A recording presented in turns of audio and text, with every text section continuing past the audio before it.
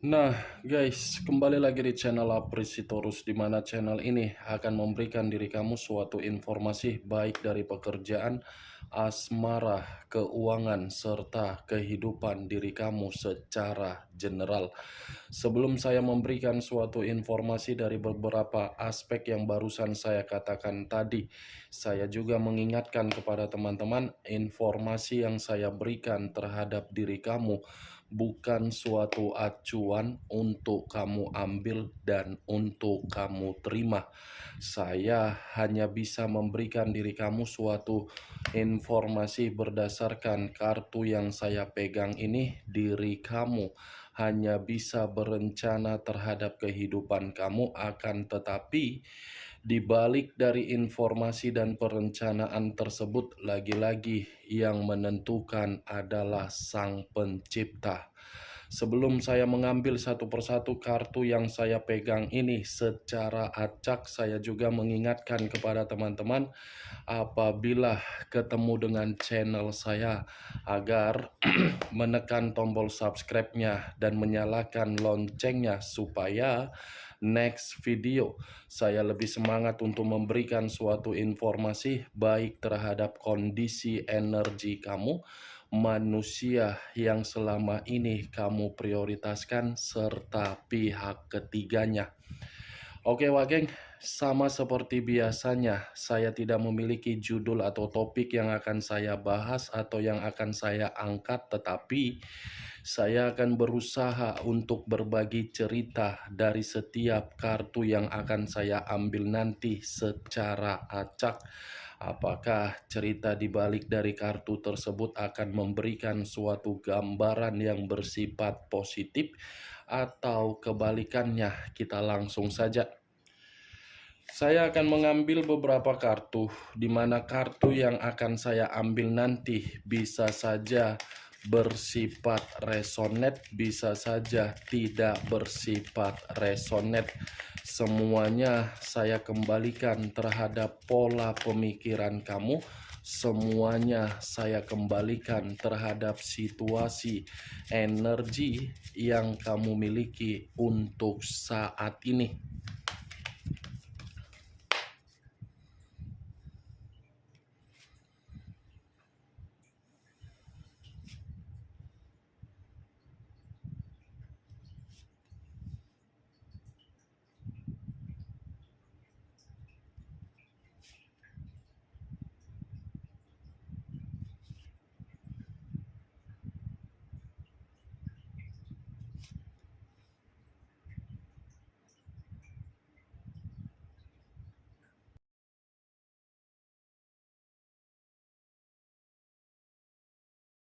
Nah, guys, di depan saya ini sudah ada beberapa kartu yang sudah saya ambil secara acak satu persatu dari tumpukan kartu yang saya pegang tadi. Apakah informasi atau cerita di balik dari kartu yang ada di depan saya ini akan memberikan suatu gambaran yang bersifat positif atau kebalikannya? Kita langsung terhadap kartu pertama. Muncul kartu ini. Sekali lagi saya mengatakan muncul kartu yang saya pegang ini. Di mana kemunculan kartu yang saya pegang ini seperti memberikan suatu isyarat atau berbicara terhadap kondisi satu energi, yang dimana kondisi energi tersebut untuk saat ini saya melihat dan saya merasakan sepertinya ada satu bentuk pergerakan, tetapi bentuk pergerakan ini saya katakan sebagai zona ketidaknyamanan. Kenapa saya mengatakan zona ketidaknyamanan? Karena bisa saja satu energi yang saya katakan tadi sudah cukup melebihi batas untuk mendapatkan berbagai kondisi, tetapi kondisi yang didapatkan suatu situasi yang sudah terlalu banyak memberikan ancaman terhadap situasi batin. Ibaratnya satu energi yang saya katakan tadi telah menempatkan seseorang di dalam perasaan, tetapi seseorang yang ditempatkan di dalam kondisi perasaan ternyata memperlihatkan bagaimana karakter yang sebenarnya berupa kebrutalan atau suatu watak yang begitu sangat keras. Kalau saya mencoba untuk mengarahkan kartu yang saya pegang ini terhadap posisi energi yang dimiliki oleh pihak lain serta mengesampingkan satu energi yang saya katakan tadi, kartu ini seperti mengatakan pihak lain memiliki karakter atau watak di mana karakter dan watak tersebut gila kekuasaan. Bukan hanya gila kekuasaan, tetapi harus diberikan suatu bentuk kehormatan di mana kehormatan itu sudah benar-benar melebihi batas logika yang bermain. Apa yang barusan saya katakan tadi bisa saja mengarah terhadap posisi energi kamu, dan apa yang barusan saya katakan tadi bisa saja mengarah terhadap manusia tersebut. Akan tetapi, sebelum saya memberikan suatu informasi terhadap kemunculan kartu yang saya pegang ini, terlebih dahulu saya akan mengarah terhadap diri kamu sebelum saya mengarah terhadap manusia tersebut. Sebelum saya mengarah terhadap manusia itu, terlebih dahulu saya akan mengarah terhadap diri kamu. Di mana ketika diri saya mengarah terhadap posisi energi kamu, baik secara pemikiran, perasaan, atau kondisi batin kamu, dari ketiga aspek yang barusan saya katakan tadi, kalau seandainya saya mencoba melihat bagaimana situasi orang yang kamu prioritaskan, saya yakin dan saya percaya orang yang kamu prioritaskan tidak bisa untuk mengendalikan suatu bentuk emosional.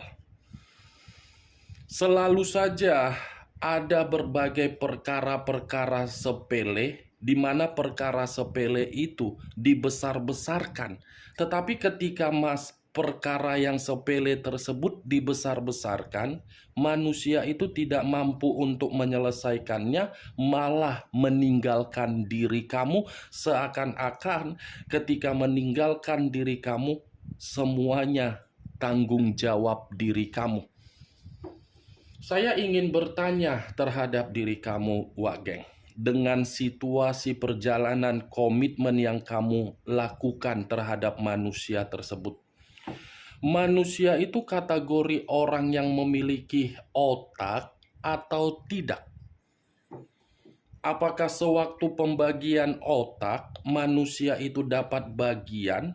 Atau mungkin setelah mendapatkan bagian, otaknya tidak dipergunakan untuk memberikan suatu kehangatan di dalam komitmen kamu?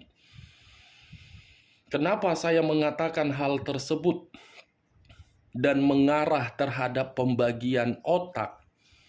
Karena otak yang dimiliki oleh manusia itu bukan dipergunakan untuk memberikan suatu komunikasi yang enak didengar, bukan memberikan suatu sikap agar komitmen bisa bertahan lama, tetapi otak yang dimiliki seakan-akan hanya bisa mencari di mana sisi keuntungan dan di mana sisi kerugian.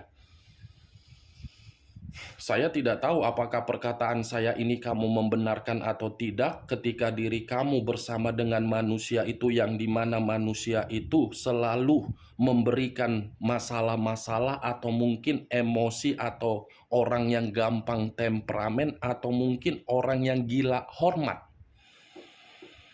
Saya tidak tahu, Wak Geng, karena yang bisa membenarkan ucapan saya ini adalah diri kamu. Karena diri kamu yang mengerti dan memahami bagaimana orang yang kamu prioritaskan. Saya hanya bisa mengucapkan menurut versi saya. Itu dia. Dan saya berbicara dari apa yang saya katakan tadi, belum acuannya dari kartu yang saya pegang ini.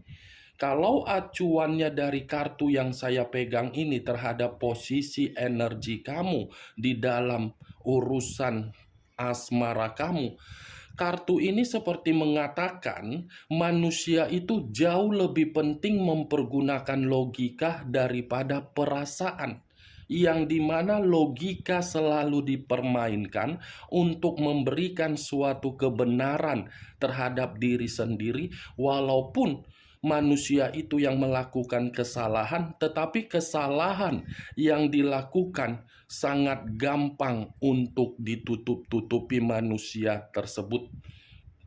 Kesalahan yang dia berikan, dia yang melakukan, tetapi dilemparkan terhadap diri kamu yang seakan-akan diri kamu yang sudah menghancurkan komitmen kamu. Pantas tidak saya mengatakan manusia itu memiliki otak atau tidak punya otak? Dia yang berbuat kesalahan, dia yang tidak mampu memberikan suatu bentuk kehangatan di dalam perjalanan komitmen kamu, tetapi dia bisa mengumbar-ngumbar opini terhadap berbagai orang, yang dimana orang percaya opini yang dia berikan seakan-akan diri kamu yang menghancurkannya. Kartu pertama yang saya pegang, King of Swords. Raja atau ratu yang memegang satu pedang. Kalau saya mencoba untuk menarik kata pedang, pedang ini seperti menggambarkan sisi karakter yang dia miliki. Brutal, sadis, jahat, licik, memanfaatkan, mengintimidasi, diktator, mengendalikan kamu. Tidak ada suatu bentuk kejelasan terhadap diri kamu, tidak ada suatu bentuk kepuasan terhadap diri kamu, tidak ada suatu kondisi yang membuat diri kamu tenang. Brutal tidak manusia itu terhadap diri kamu, agresif tidak terhadap diri kamu. Agresif yang saya katakan ini dari kondisi kestabilan kamu, di mana manusia itu menginginkan apa yang kamu miliki. Itu King of Swords. Bangsat tidak manusia ini, bejat tidak manusia ini, kurang baik apalagi diri kamu. Semua sudah kamu lakukan dan kamu mengesampingkan kepentingan kamu hanya untuk manusia itu, tetapi manusia itu bukan menghargai posisi diri kamu sebagai pasangan, tetapi diri dia menganggap diri kamu itu sebagai lawan. Lawan yang dimana tidak bisa untuk bergerak demi kebebasan kamu. King of Swords. Bagaimana, Wak Geng? Sampai di sini bisa kamu terima secara logika kamu? Secara logika loh, bukan secara perasaan. Karena kalau secara perasaan, mungkin ucapan saya ini akan membuat diri kamu berpikir, apa-apaan kakak ini cara berbicara? Seperti orang yang berbicara sok tahu. Seperti orang yang seakan-akan ikut campur di dalam perjalanan komitmen saya. Itu yang saya lihat. Mau kamu membenarkan atau tidak, intinya saya tetap mengatakan orang yang kamu prioritaskan adalah orang yang benar-benar cukup berbahaya terhadap diri kamu. Cukup berbahaya. Opini bisa diputarbalikkan secara fakta, fakta bisa diputarbalikkan secara opini. Itulah dia, Wak Geng. Ngeri kan? Bangsat atau bejat atau puki. Pukima atau bagaimana ini orang? Ya? Saya ingin bertanya, pukima atau bangsat atau bejat ini orang? Maaf kalau saya berbicara seperti itu. Kamu sudah tahu bagaimana karakter saya untuk berbicara. Saya berbicara secara to the point, nyablak apa adanya. Tidak mau berbicara seakan-akan lemah lembut, penuh dengan kebasa-basian. Kalau kartu berbicara negatif, saya putar balikkan secara positif. Kartu berbicara positif, saya putar balikkan negatif. Saya tidak mau. Kamu bisa melihat sendiri cukup jelas bagaimana posisi gambar di dalam kartu ini. Kamu di bawah, terintimidasi. Dia duduk di atas kursi singgasananya, seakan-akan dia yang memiliki kekuasaan, padahal ketika memiliki kekuasaan, kamu yang mendorong manusia tersebut agar manusia itu bisa menikmati kehidupan tanpa ada keterpurukan. Mantap ini manusia. Muncul kartu Five of Pentacles. Terdiri dari 5 koin. Kalau saya mencoba untuk menarik satu koin dari kelima koin yang barusan saya katakan tadi, satu koin yang saya tarik ini seperti memberikan suatu gambaran, tetapi gambaran ini berasal dari kondisi keuangan kamu, yang dimana bentuk keuangan kamu sudah hilang dari kemakmuran kamu. Hilangnya kemakmuran keuangan kamu bukan karena keinginan diri kamu, tetapi karena dipaksa oleh manusia yang kamu prioritaskan agar manusia itu bisa menikmati keuntungan dari diri kamu ketika menjalin suatu komitmen. Atau bisa saja manusia itu sudah benar-benar membodohi kamu selama ini. Tanpa kamu ketahui, kamu itu sudah dibodohi secara keuangan. Setelah kamu mengetahui keuangan kamu dibodohi, manusia itu seakan-akan lari, tidak bertanggung jawab. Yang lebih parahnya, dia pernah melakukan hutang piutang terhadap orang lain, tetapi yang bertanggung jawab siapa? Kamu. Kartu pertama sudah muncul, kartu King of Swords. Sudah mengatakan manusia itu adalah manusia yang bahaya. Ya, secara otomatis kartu kedua pun akan mendukung kartu pertama. Five of Pentacles. Penderitaan yang kamu dapatkan, kesulitan yang kamu dapatkan, pengangguran yang kamu terima, merasa terasingkan, merasa mengasingkan diri, merasa perjuangan kamu ini yang selama ini kamu lakukan percuma. Muncul kartu Ten of Pentacles. Lagi-lagi berbicara mengenai koin. Tadi 5 koin, sekarang 10 koin. Kalau saya mencoba untuk menarik satu koin dari ke-10 koin yang barusan saya katakan tadi, satu koin yang saya tarik ini seperti mengatakan terhadap diri kamu, kamu itu seperti mendapatkan suatu bentuk kehidupan yang benar-benar sama sekali seperti malapetaka. Malapetaka kan? Coba kamu pikirkan secara logika, Wak Geng. Feedback apa yang kamu terima dari manusia itu? Pemberian apa yang pernah dia berikan terhadap diri kamu? Apakah pemberian yang pernah dia berikan terhadap diri kamu pernah tidak dia tidak mengungkit-ungkitnya? Pasti pernah manusia itu mengungkit-ungkitnya. Padahal kecil yang diberikan kecil, tetapi ucapan sampai dari Sabang ke Merauke.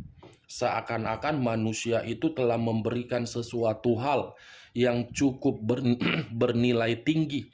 Padahal diri kamu sudah terlebih dahulu memberikan yang cukup bernilai tinggi. Ten of Pentacles, Wak Geng. Tidak ada kestabilan, tidak ada kemakmuran, malah manusia itu mendapatkan diri kamu ibarat rejeki nomplok. Dia mendapatkan diri kamu itu ibarat durian runtuh, durian montong. Wah, montok ini durian, penuh dengan sisi kestabilan, bisa dimanfaatkan nih orang. Kartu pertama lagi-lagi akan saya katakan sudah muncul kartu King of Pentacles, King of Sword. Muncul kartu Page of Sword. Lagi-lagi kartu pedang yang keluar. Kalau saya mencoba untuk menarik kata pedang yang saya katakan tadi, ini lebih parah lagi, Wak geng. Tidak ada kebutuhan yang bisa dia berikan terhadap diri kamu, dan kamu pun seperti tidak bisa membanggakan manusia itu ketika menjadi bagian di dalam kehidupan kamu.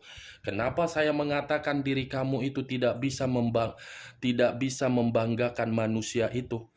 Karena diri kamu terlalu sabar untuk mengerti bagaimana karakter dia. Apa yang harus dibanggakan dari orang yang memiliki karakter cukup jahat, cukup berbahaya? Tidak ada kan? Sekalipun ingin berubah, belum tentu perubahan itu membuat diri kamu merasa tenang. Page of Sword. Wah, geng. Hanya kebodohan yang kamu dapatkan dari manusia itu.